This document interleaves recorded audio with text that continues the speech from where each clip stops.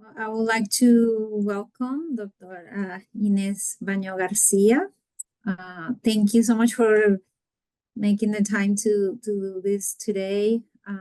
We were fortunate to have Ines this summer here at the LAI and doing research through the Greenleaf program.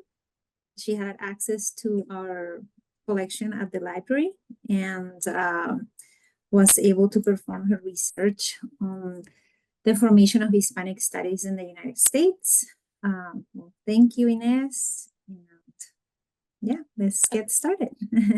Okay, thank you. Buenas tardes, good afternoon. Muchísimas gracias. Thank you everyone for joining today. I would like to first thank the Latin American and Iberian Institute for the opportunity, as Rosa just said, of visiting the archive this summer. I spent 2 weeks. It was a pleasure visiting not just the archive, but also the library, the university. I have to admit that it was my first time in New Mexico and I really enjoyed it. It was really hot. It was the summer, but I did enjoy it. And before I start, I also want to make sure that I thank a couple of people because I mean, without them, like my trip, my visit, and even this presentation wouldn't have been possible. Thanks to Rosa and Ana Diaz, who helped me with the paperwork, the planning of my trip, and even the organization of this specific talk. Thank you to Francis and Lenny. Muchísimas gracias to both of them for welcoming me to with open arms. It was my second week there was the first week of classes. They were super busy and they did find the time to meet with me. Muchísimas gracias to Samuel Cisneros, who helped me navigate the archive. He's the master's. And he also even like shared with me the story about how he was the one in charge of picking up the material, like the actual archive that I consulted from the house of the family members. So thanks to Samuel. And a special thank you to Chris and Monica. Both of them work at the library and they made me feel like I was home since day one. And they kept like checking on me every single day since I was there. So I'm going to share my presentation, and from the title of my presentation, you can guess that I visited, thanks to the Greenleaf Award, I had the opportunity to visit the collection of Aurelio Macedonio Espinosa. And to my surprise, it was a really positive surprise, but there were more than 13 boxes with a lot of folders. So what I want to say with this is like I'm still processing all the pictures that I took, and I'm just in the beginning of my analysis, I get, of my research. My work on Aurelio Espinosa comes from my research that I conducted while I was a graduate student for my thesis on the American Association of Teachers of Spanish, the AATS. And I'm going to be able to talk about the association and Aurelio Espinosa within the association later on. But briefly, what I want to do is I want to present the figure of Espinosa, some personal information about his life, his education, in order to be able to frame his work within the association. And what I've been like kind of like processing has been like the letters, correspondence mostly. So I will like try to make sure that I give you some examples. I'm going to give you also some questions that I have and some ideas that I have for my future projects regarding this topic. So I'm going to start. Aurelio Macedonio Espinosa was born in El Carnero in Colorado and was one of 14 children in a low-income family. The family made a living from farming. They were raising sheep mainly. However, despite his work in the fields, Espinosa's father was also a school teacher. And that was the reason why Aurelio Espinosa, as well as his brother, attended a school. And they were able to learn how to read and write in both Spanish and English. Despite his family economic status, Espinosa's parents encouraged him to continue his study.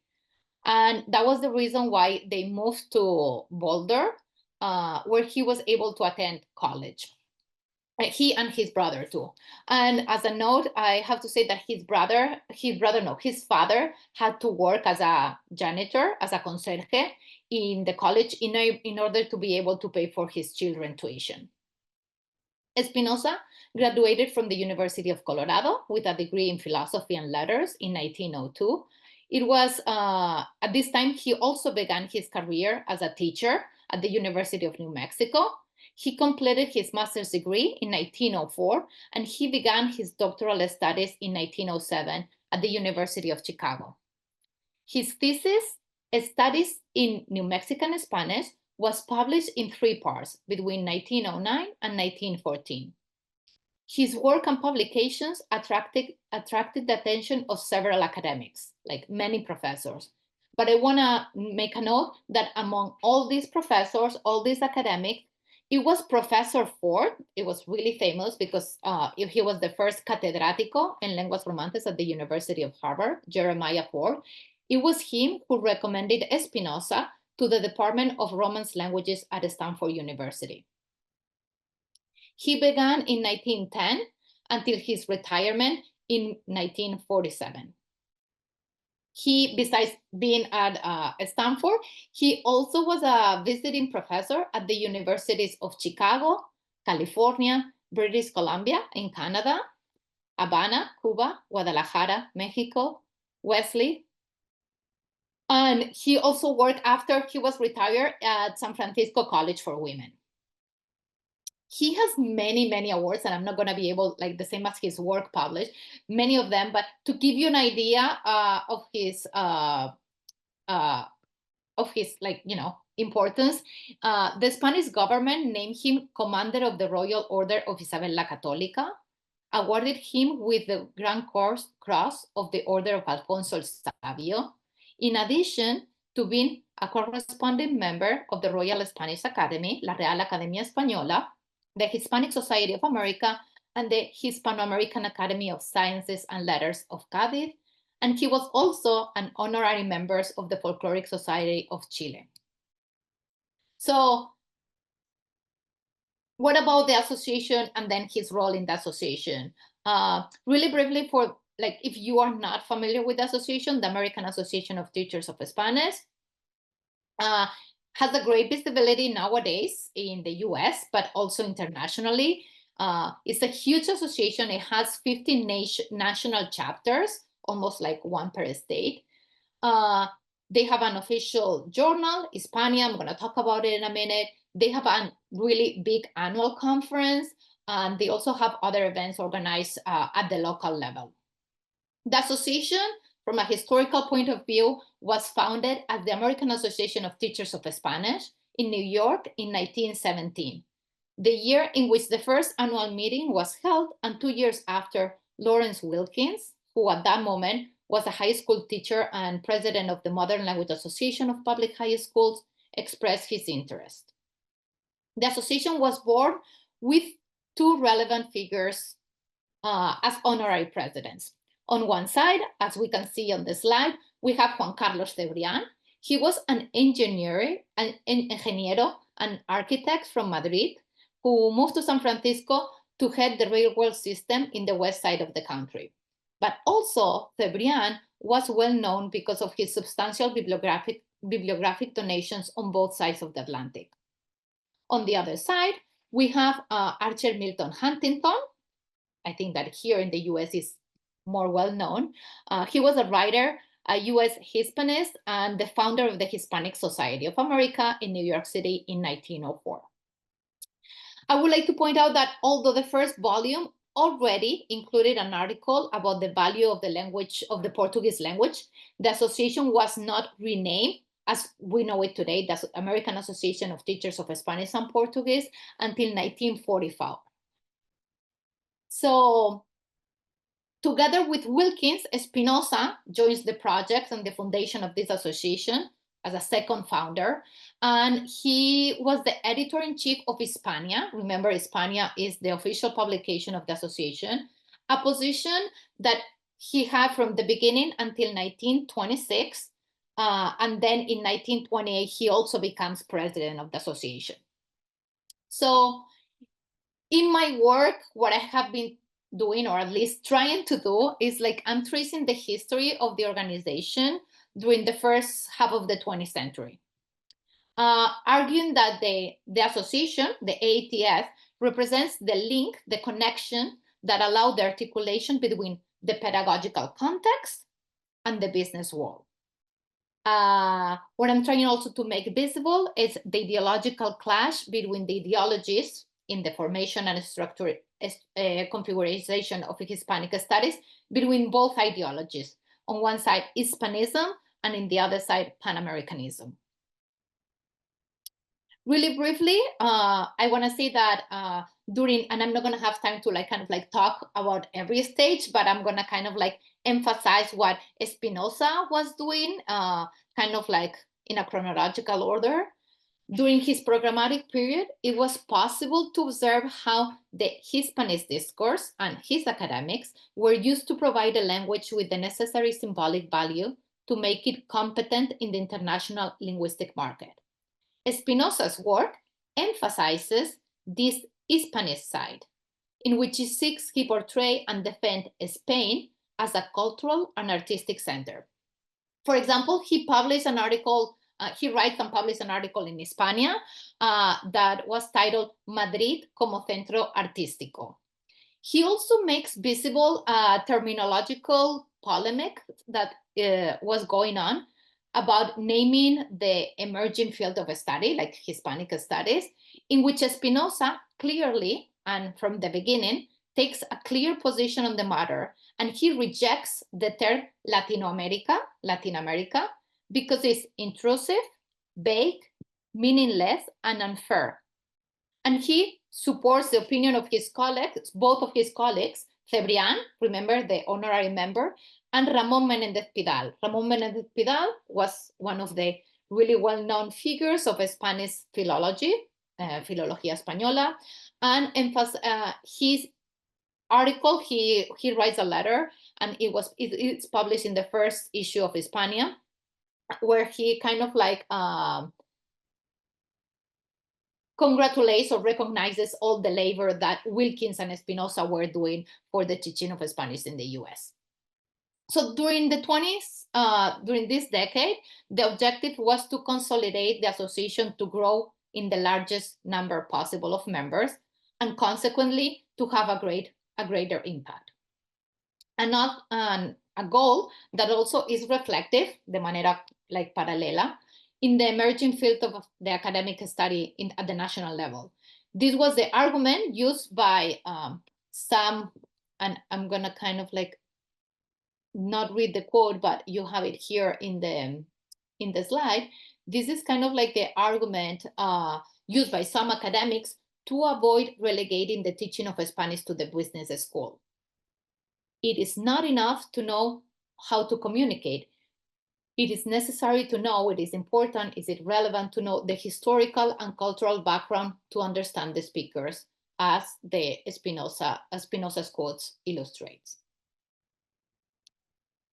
It should be kept in mind also that in the past, the number of students work because the study of other languages were reduced, as the case of German, if we remember, like in this timeline, because of the World War I, the First World War, German was not able to be taught. So not because the increase of the interest, there was a crazy interest in the study of Spanish. It was because German was not allowed, that a lot of people decided to take another languages, like the case of Spanish.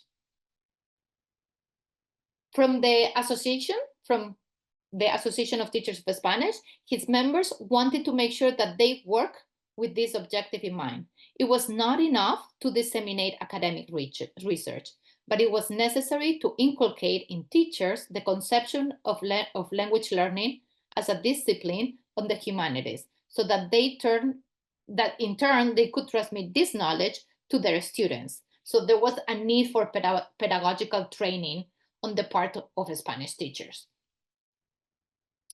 During the 30th, I have been able to also see that with the emerging field of study, with like kind of like this configuration of Hispanic studies, subjects, like all the classes, the different courses, start to be like organized, and also like as a hierarchy was established. Language courses versus content courses.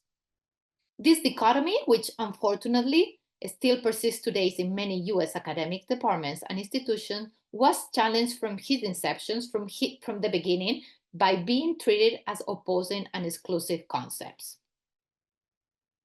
The division, following Espinosa's statement, and we have it on this slide, was not adequate because learning a living language, in the case of Spanish, requires more than a mechanical knowledge of the language.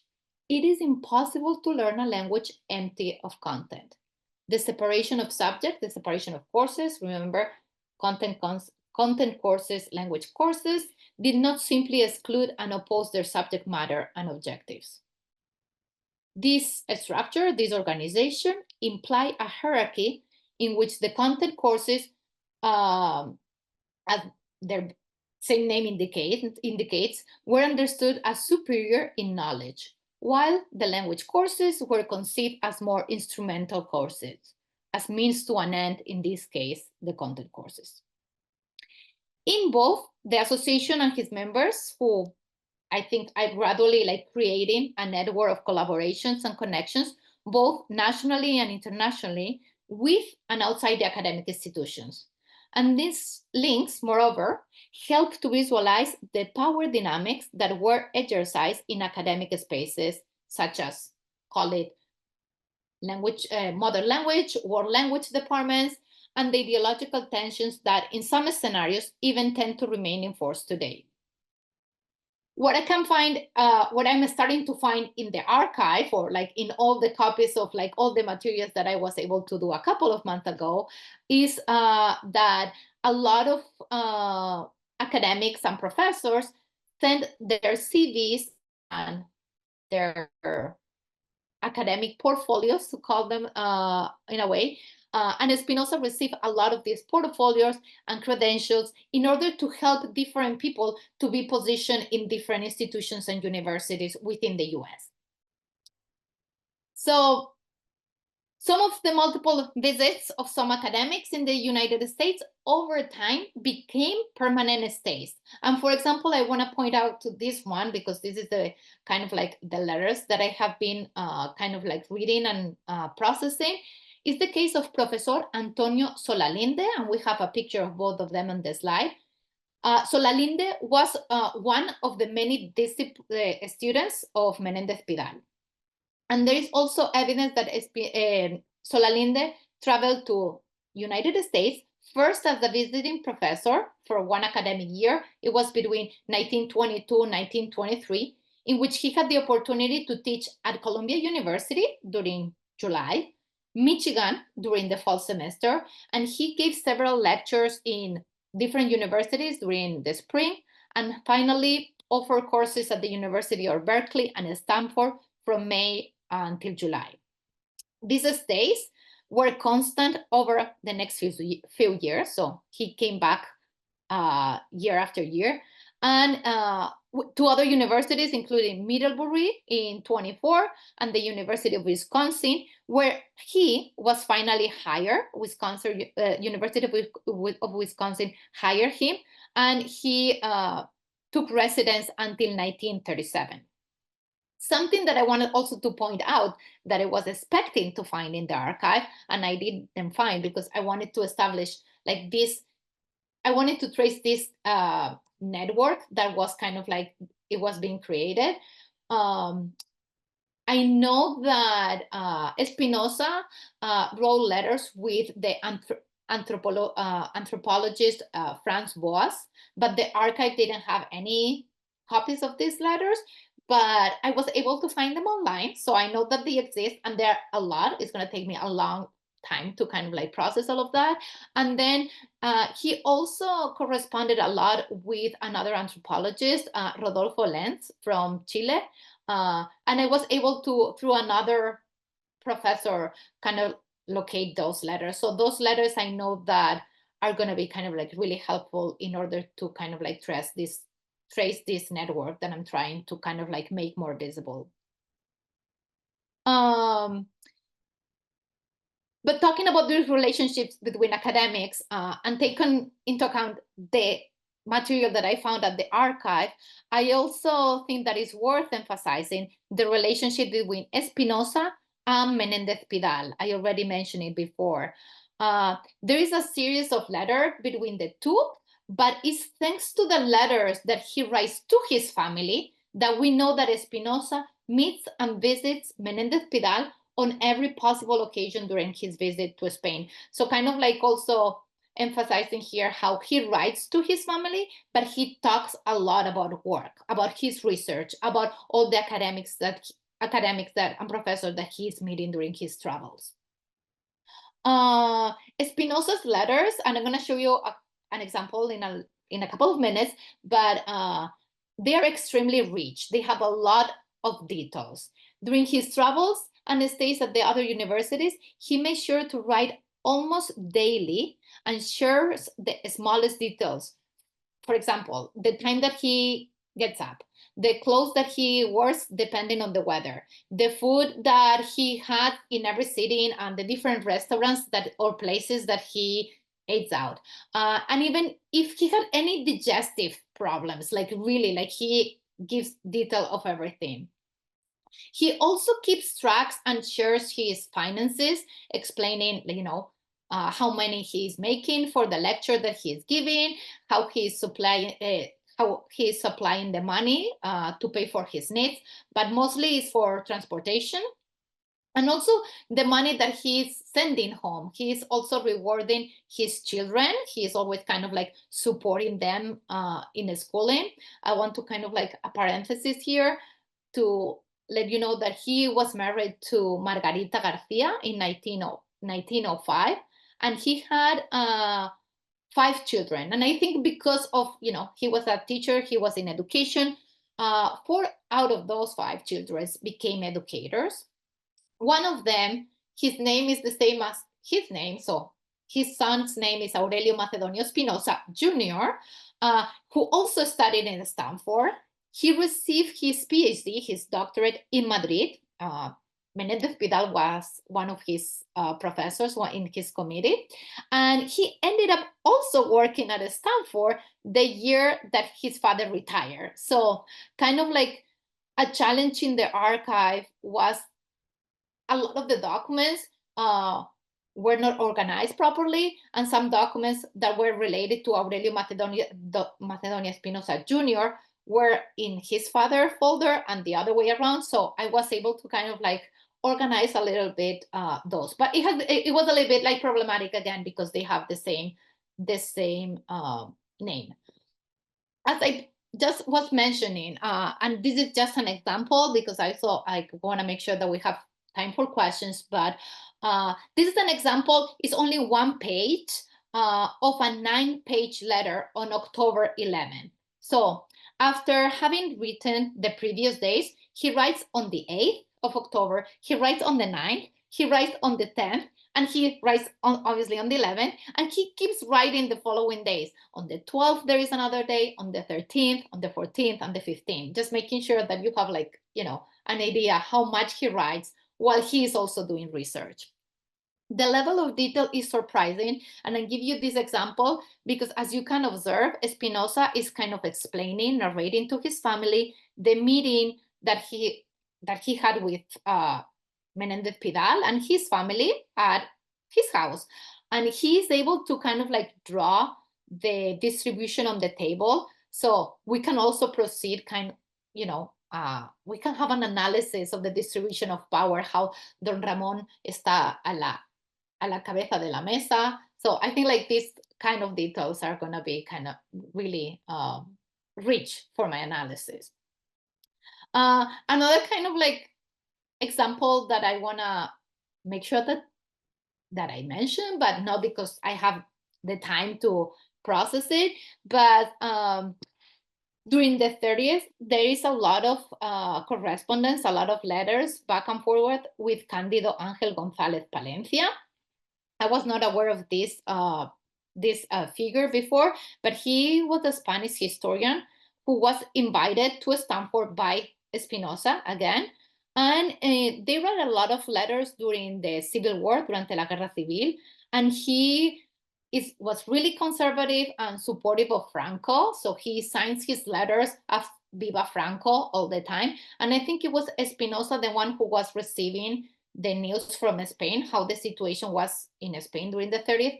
And Espinosa was able to write about it because at least, or one of his sources was this professor, this academic, Angel González Palentia. So there are a lot of letters that I'm still processing. And it kind of like, to finish and kind of like give you even more questions, besides the network of academic that was kind of like being created, and, you know, I would like to also, in the a second project could be also the teaching material that was created. And I want to give you an example to see what I'm talking about. There are a lot of like books that were created at this point because Spanish was not taught in the US before. So before this time, a lot of books were kind of like, you know, replicas from books that existed in Europe already. So it's the first time that they had the need to create material that spoke to the necessities that they have. And one of the reading was kind of like the main approach to learn a language. So there was a lot of readers where they compile a lot of stories, and Espinosa did many of those, but I'm focusing in the ones where they are not just compiling stories, but they are writing stories, like they are writing the text, they are originals. And here we have one, for example, where you can see that the first three chapters, La Sala de Clase, La Clase de Español, y La Lengua Española, are three chapters that Espinosa writes. The rest are kind of like cuentos and historias that they already existed. So this is an example of how like a reader, or like a chapter of a reader looks like, and how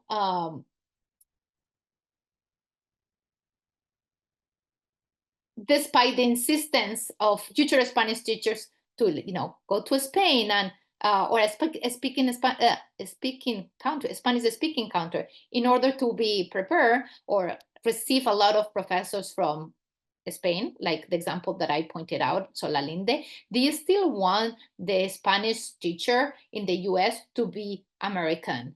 So I kind of like would like to explore this in more detail. And also there's not as much teaching material as Espinosa has letters. I think like letters is the main material in the archive, but I was able to find a lot of like teaching material and notes that I would like to see if there is a correlation between those notes and the material that he creates for teaching purposes. And I think I'm going to finish here. I would like to know if you have any questions, if you have any ideas. And again, thank you everybody for coming and taking the time today.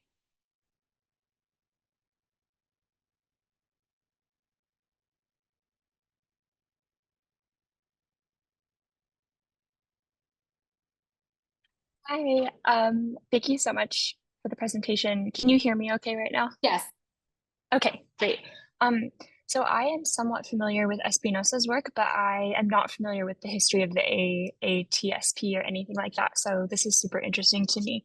I'm curious if you have encountered any other work that has to do with Espinosa's relationship with Boaz. I thought that was really interesting, and I know you said you haven't really gotten to those letters yet, but I'm curious if you could talk a little bit about maybe what those letters are, and if you happen to know of anyone that's kind of already engaged with those archives or not. So I think I'm going to be able to answer the second question better than the first one. How I found about the letters, I was really disappointed. I did ask Samuel at the archive. It's like in the description, it says that you have, he corresponded with Boaz, and I didn't, like, he does talk about Boaz again, because he tells everything to his wife. Basically, he writes a lot of letters to his wife. And I know that he meets with Boaz a couple of times in New York, but there was no, like, content of these meetings. I didn't know anything about that. The reason I found out that these letters were available online, and that there is some publications with letters, correspondence between Espinosa and Lenz, Rodolfo Lenz, is because there is a group of academics in Latin America. There is one professor in Buenos Aires mainly and one professor in Chile who are trying to trace this, again, this network that started in Latin America at the beginning of the 20th century and late 19th century too, with academics also in the US and Spain, and how they are kind of like, how is knowledge distributed, kind of like, where do they travel, who sends letter to who sends books to who. So I think like because of them, I was able to know that these letters exist. And basically one of the professors in Argentina was the one kind of like sending me the book, copies of the book of Lenz and Espinosa. Okay, great. Thank you for I explaining can that. share that This is super information, interesting. Kaylin, if you want. I wouldn't be able Sure, to yeah. name everybody by heart, but I would be able to Yeah, send the information. that would be great. Thank you so much.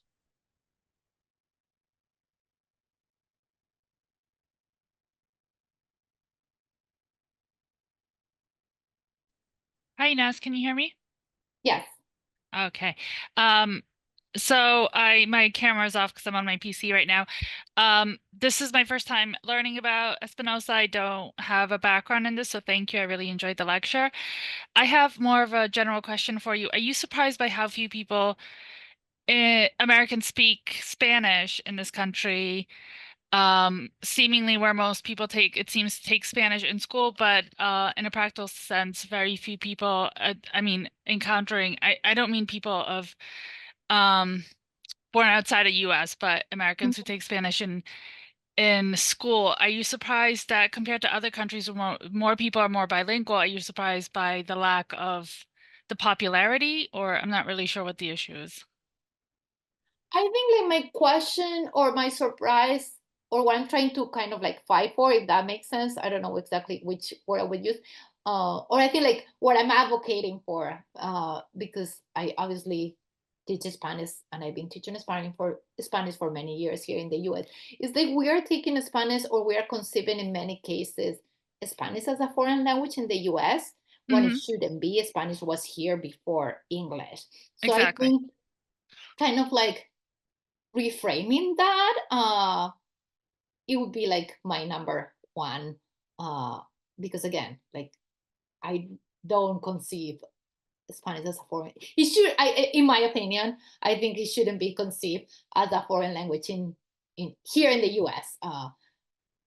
In many areas of the US, at least. I know that there are some academics and scholars who have been kind of, using different terminology, like maybe like considering like from a local perspective or not, like, so maybe like different terminology, but different, like definitely change the framework of how we are understanding the teaching of Spanish in the US. And I think like here where I was kind of like, it wasn't like that surprising in the way that how it was an association that was born in the US, but they needed Spain at that, specific moment in time to give the language the value that didn't have before. So they used Spain strategically for, economic and financial reasons, because they want to open, there were a lot of like, the geopolitical situation of the US in that moment, like the Panama Canal was open at the beginning of the 20th century. So a lot of like, socio-economic political factors help in that movement. But it was kind of like the clash between like, let's use Spain, like, this Hispanism, this ideology, but at the same time, they have like clearly economic reasons to go through Latin America, to expand through Latin America. So it clearly has, predominantemente, like the Pan-American ideology is more predominante than the Hispanism one. Thank you. Veronica, I That's don't know really if I interesting. answer your question or not, No, but no, I just honestly, it makes so much sense, and the reframing it. So I never heard that. So thank you. It did, because, I was born in Poland, so most people take another language, and it's just assumed that you're going to learn another language for on top of whatever your native language is.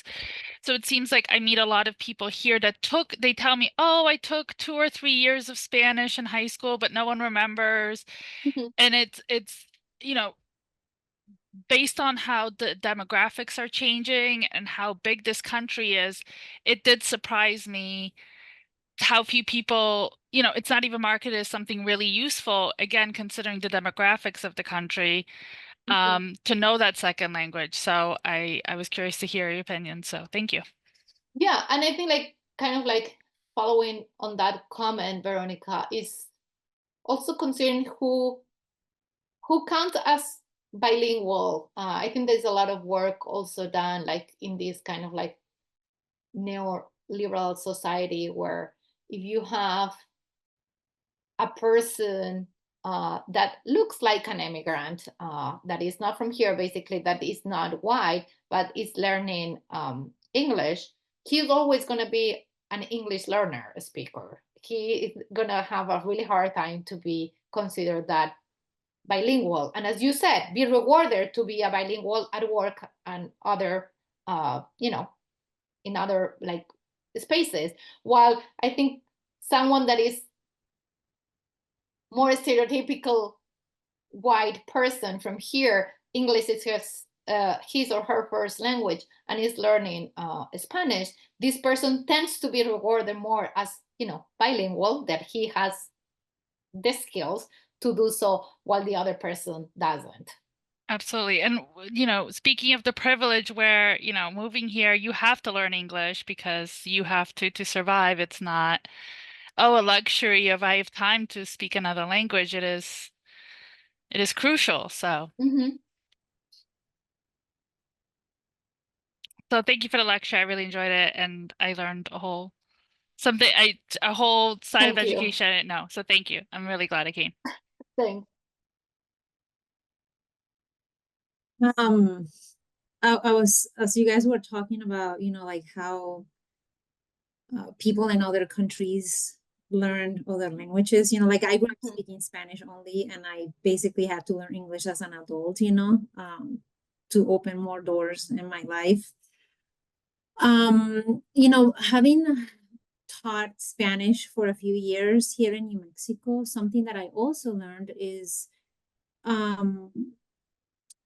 what people went through, people who spoke Spanish throughout the years, they were reprimanded in school. So, it was a language that wasn't passed on from one generation to another, because parents were also afraid that if their kids spoke Spanish, they would, struggle the way they did, because they were punished in school. They were basically reprimanded for speaking Spanish. So I hear that from many people, and I taught Spanish as a foreign language and Spanish as a heritage language here at UNM, and you can see the contrast. Spanish as a foreign language, people who have never been exposed to the language, and as you said, it's they learn it as a foreign language, or they have been learning it throughout their school years. And as Veronica mentioned, it's I heard that so many times, when I would mention, oh, I'm a Spanish teacher, and that's the first thing that people would say, I took Spanish for 5 years and I don't remember anything. So I also wonder, it's what the issue is with that.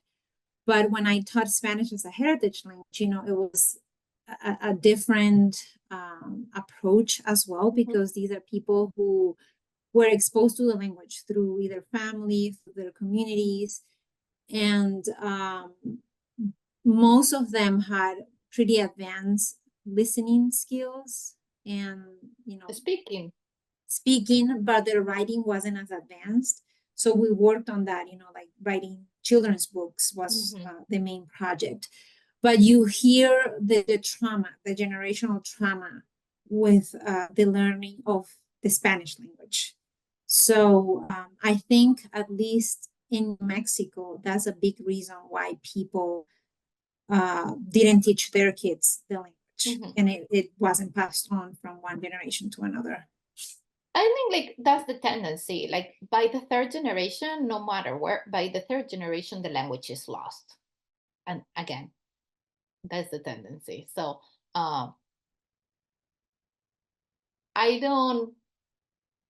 I mean, again, like it's not seeing it as a problem. Like it took us like, of course, the Spanish speaker were here before, as I mentioned, but it was not until, and this is kind of like also a project that I would like to explore, because I did trace the history of the association until the 1944. That's when like Portuguese was officially introduced, as I mentioned before, but there were heritage speakers, Rosa, as you mentioned. They were like Spanish speakers, label them as whatever you want. They were part of the class, but they were not until the 60s that they made visible, like, you know, the association made clear, oh, we have these students in the class that maybe shouldn't be in the class.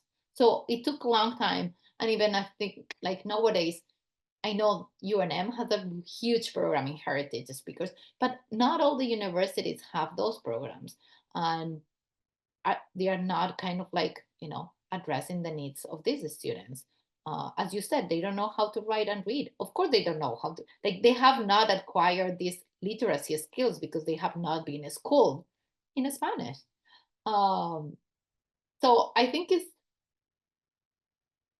more than teaching language, as you said, and it's knowing the story about where they are coming from, and kind of like talk about language and identity, language and language ideologies. I think like it can be really rewarding in a class, no matter Spanish or English, but to talk about language in a different way.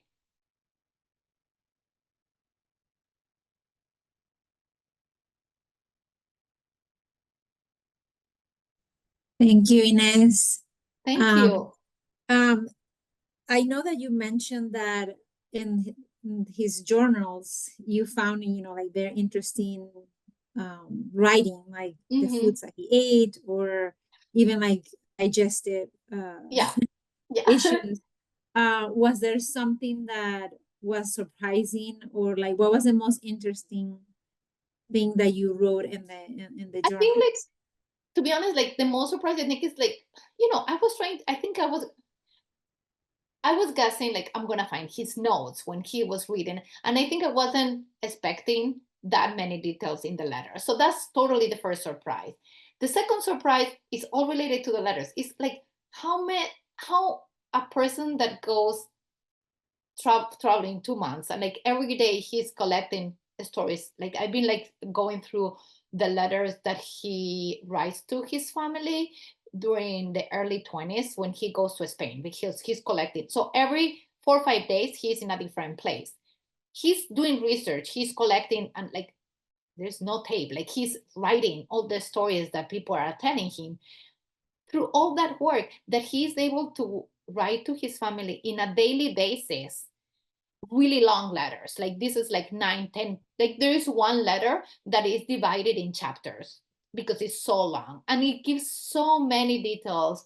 I knew about, like, he was a religious person, so he tells you, no, I woke up today and I went to church. But the mix of, like, again, you know, social interaction or social activities, as you know, I'm going to the restaurant, or I ate this didn't fit well with me, it's cold and I need a new coat. That type of, like, you know, kind of like social familiar interactions with telling their family everything about his work. And I feel like here is where I would like also to connect it to the relationship with his children, because he tries to keep up with the schoolwork, like telling them you need to make sure to write and read in Spanish and English. His kid goes to Stanford and they share football because they like football. So even in the letters, you can see, oh, did you see the football game? Stanford lost against Yale, and they talk about different players, but also like how he meets with this professor, or how he meets with this person because another professor has recommended to meet with him, and kind of like his, I don't know, his likes and dislikes, like, oh, this person was really boring, we didn't talk about anything interesting, or this person gave me this manuscript and it's so interesting and I read it tonight, I started reading and I read half of it. So I feel like the mix of like personal and work and how he shares everything is surprising, because again, I wasn't imagining, like, he even draws, like, I pointed it out in my presentation how he draws like the table, how they were sitting in Menendez Pidal's, during Menendez Pidal's dinner. But he does like different drawings about, like, you know, he goes to a museum and he sees something else. So I don't know. In general, it's like that, I don't know, attention to detail that I was not expecting at all. And also like sharing it with his wife.